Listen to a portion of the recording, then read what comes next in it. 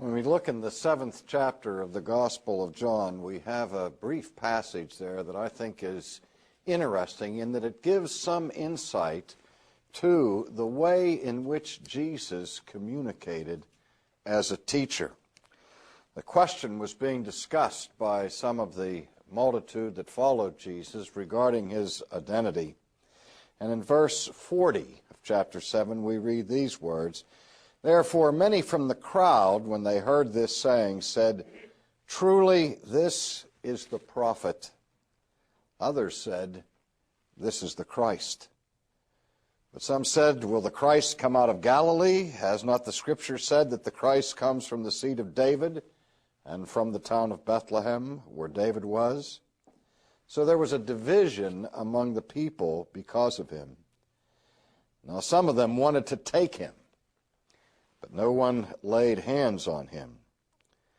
And then the officers came to the chief priests and Pharisees, who said to them, 'Why have you not brought him?' And the officers answered, 'No man ever spoke like this man.'" On another occasion, we read the response of those who had been sent to arrest Jesus, that they said of him that this man speaks not as the scribes and the Pharisees, but as one having authority. Now the word that is translated authority there is the word exousia, which sometimes is translated authority and other times power. And literally, the word has a somewhat different meaning. It has the prefix ex, which we know means out of or from, and we have the participial form of the verb to be. And so literally what this word exousia means, which is translated authority, is being or substance. So in a literal sense, when it is said of Jesus that he spoke exousia, it means he didn't speak lightly or frivolously, that his words were not insubstantial, but he spoke with the authority of substance. He spoke out of the essence of things.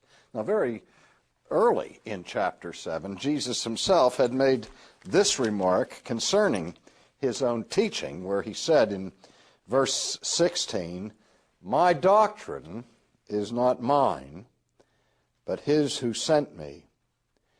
And if anyone wills to do his will, he shall know concerning the doctrine whether it is from God or whether I speak on my own authority." Now, one of the things that captivates our imagination as we examine the life and ministry of Jesus is indeed his teaching. Not only the content, which is extraordinary enough, but the manner and style of teaching that Jesus used. Even those who don't embrace Christ as the Messiah or as the living Son of God have spoke in admiring terms about his pedagogical skill. Here was a man who was obviously a master teacher. And perhaps the thing for which Jesus is most famous was his mastery of the literary form of the parable. And we're going to talk about that a little bit in a moment. But parables are not as commonplace in Scripture as they may seem to be to us who are so familiar with Jesus' selection of this method of teaching, because he uses this method so often. Occasionally, we will encounter parables in the Old Testament, the most famous of which probably is the parable that the prophet Nathan used when he confronted David about his sin.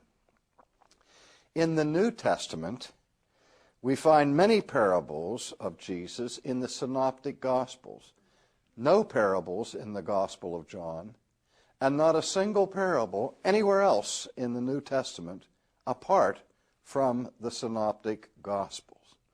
But not only does Jesus use parables, but he uses them abundantly.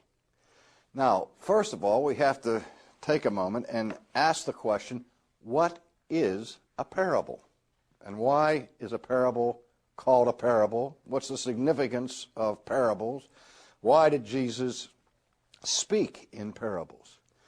On the surface, it may seem that the answers to those questions would be quite easy, but on second glance, they become more and more complicated. First of all, we need to distinguish between a parable and similes and metaphors, because they are not the same thing. We use similes frequently in our own manner of speech. A simile is something that is like something else. We may say, so-and-so is like a helicopter, always spinning around where he is. That's the use of simile. And Jesus makes frequent use of simile. He'll say, to what should I liken this generation? And he will say, it's like this or it's like that. Jesus also made frequent use of metaphors, particularly in the Gospel of John, where we have the list of the famous I ams, the I am statements. I am the door through which men must enter. I am the vine, you are the branches. I am the good shepherd. Now, he obviously was not speaking literally about being a door or being a vine, but he was using figurative language in the form of metaphor. Another figure or type of speech that he used frequently in his teaching was the use of hyperbole.